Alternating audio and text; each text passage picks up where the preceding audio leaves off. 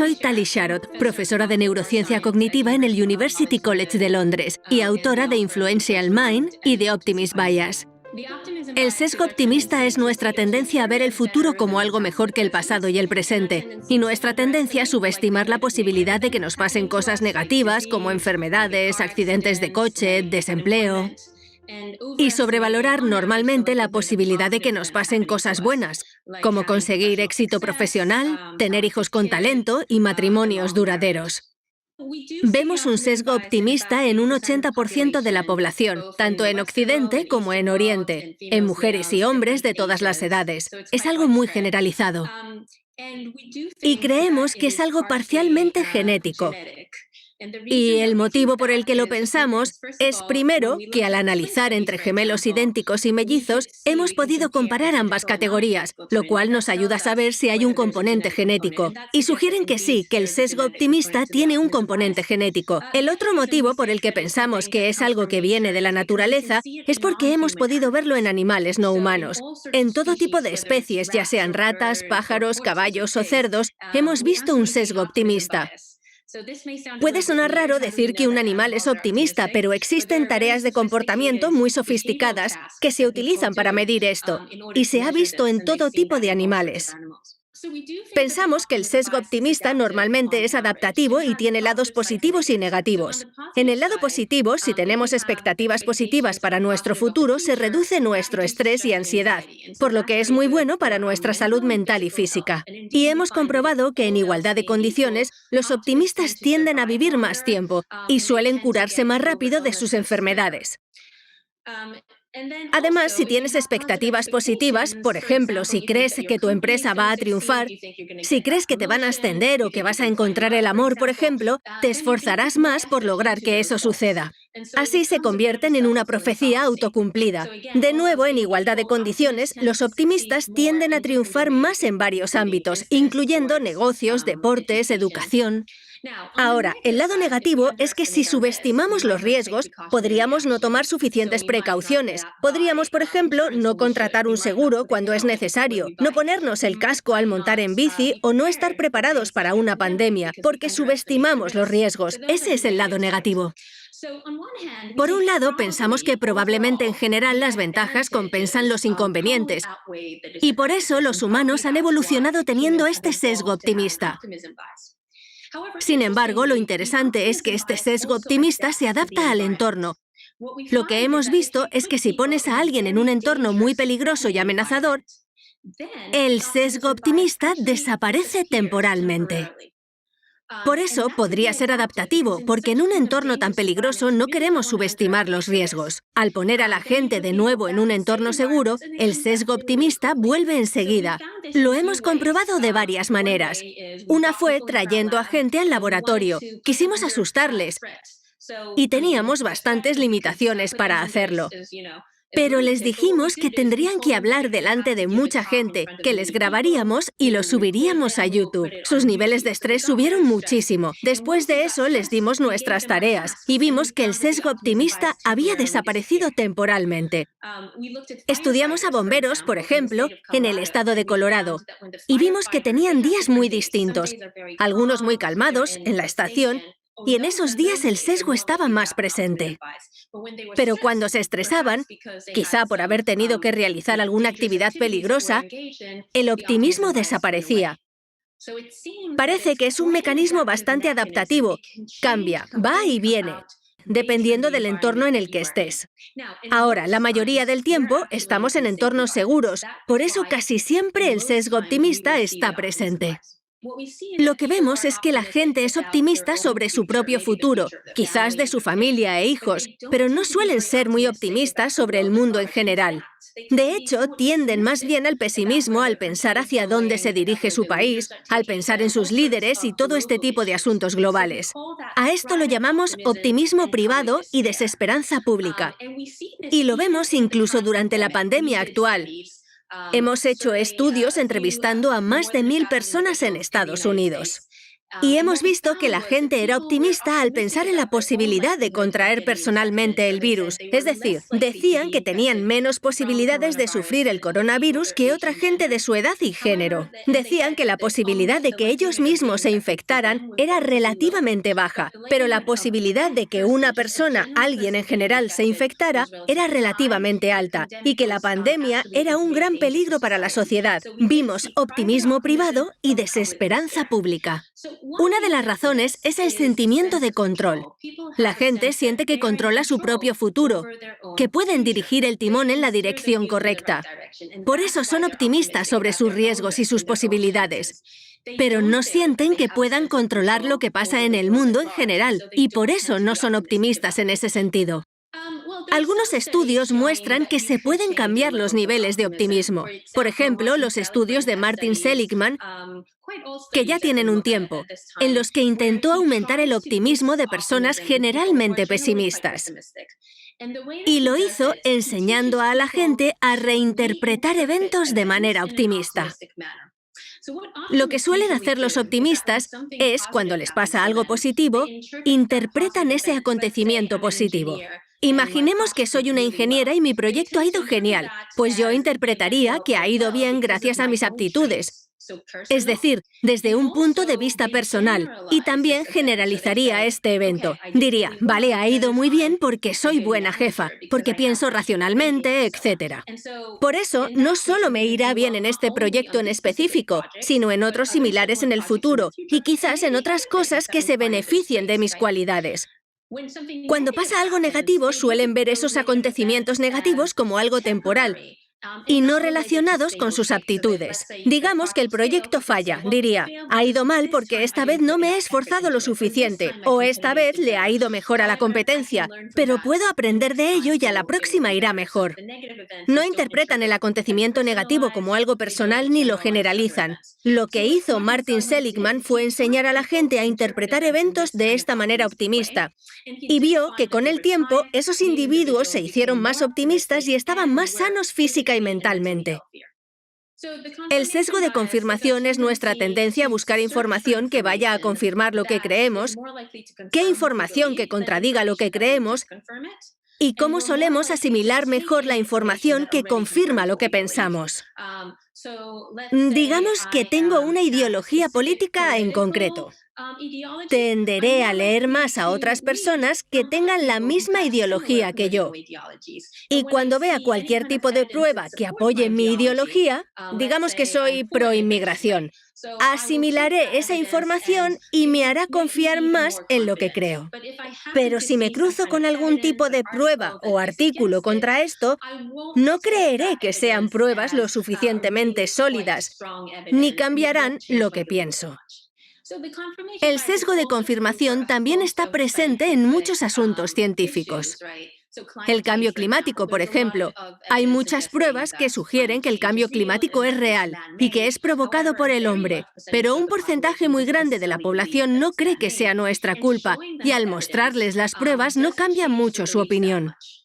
Hicimos estudios con gente que no creía mucho en el cambio climático y les dimos pruebas de que es real y de que está provocado por el hombre, y no cambiaron mucho de opinión.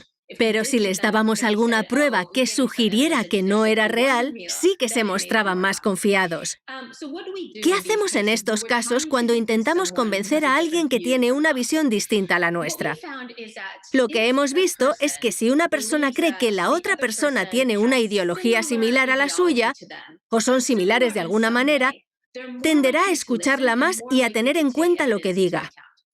Esto significa que hay que empezar presentando los puntos en común con la otra persona, en vez de llegar y decir, oye, te equivocas, yo tengo razón, y estas son las pruebas que tengo. Eso no funciona, porque la otra persona piensa de inmediato, vale, no estamos de acuerdo, y el cerebro no asimila la información igual de bien. Pero si empezamos con algo que tengamos en común, tenderán a escucharte más. Siempre tenemos alguna creencia o motivación en común.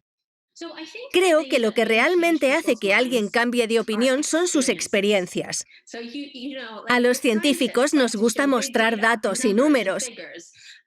pero no son muy efectivos a la hora de hacer que alguien cambie de opinión. Los datos son importantes, hay que tenerlos y enseñarlos, pero las experiencias personales son las que hacen que alguien cambie de opinión junto a las anécdotas. Si no es tu experiencia personal, a lo mejor conoces a alguien que tuvo cierta vivencia y su experiencia hace que cambies de opinión, esa anécdota personal. Necesitamos centrarnos en el individuo y en su historia. Esto es más efectivo que los datos y los números. Otra cosa que ayuda es el saber que otras personas que son similares a ti tienen una cierta visión que quizás, en esa ocasión, es distinta a la tuya, pero que en general sois parecidos. Por ejemplo, si sabes que otra gente de tu misma nacionalidad, misma ideología política, puede que mismo género, etc., tu grupo, digamos, tiene una visión distinta a la tuya en cierto asunto. Tenderás a escucharles más. La conformidad social puede cambiar opiniones, pero tiene que ser gente a la que tiendes a escuchar más, y no gente a la que sientas demasiado distinta a ti y no quieras escuchar. Si pensamos en cómo la gente puede cambiar su opinión sobre la gente de otros grupos, otra raza, por ejemplo, hay estudios que muestran que si tienes una relación personal con alguien de otro grupo, por ejemplo, sales o has salido en el pasado con alguien de otro grupo racial, esa experiencia cambia cómo ves la igualdad racial, la injusticia, etc. Esas experiencias solo pueden ocurrir si hay algún tipo de integración. Si tenemos colegios donde haya integración, si hay muchas situaciones en universidades, lugares de trabajo, etc. Donde haya integración, tendremos más experiencias con gente de otra raza, y esas vivencias, normalmente, tienden a hacer que la gente esté más a favor de la igualdad y a que no vean a la gente como distinta por su raza, por ejemplo. Eso es lo primero. Por supuesto, el problema es que los grupos que tienden a creer menos en la desigualdad en general y la desigualdad racial, tienden a ser los que están segregados de todas maneras. Tienden a vivir en lugares donde no tienen oportunidad de mezclarse tanto. Eso es un obstáculo en este caso. Lo que vemos es que los niños y adolescentes suelen empezar siendo bastante felices, y esta felicidad desciende más y más y más, y tocamos fondo al llegar a la mediana edad, sobre los 40 o 50 años. Y luego la felicidad empieza a subir y sigue subiendo hasta los últimos años de nuestra vida. Es decir, la gente es especialmente feliz en los extremos, digamos, los niños y la gente de 70 u 80 años. Esa es la curva en forma de U de la felicidad. Lo que descubrimos fue que el sesgo optimista tiene una forma similar. Es decir, es bastante alto en niños.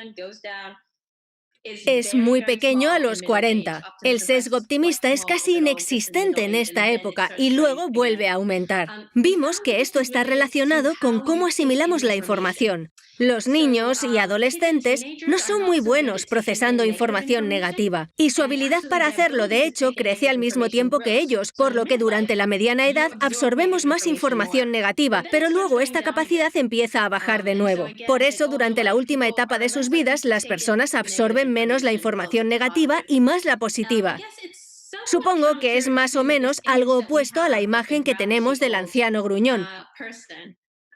Los datos no apoyan esa imagen.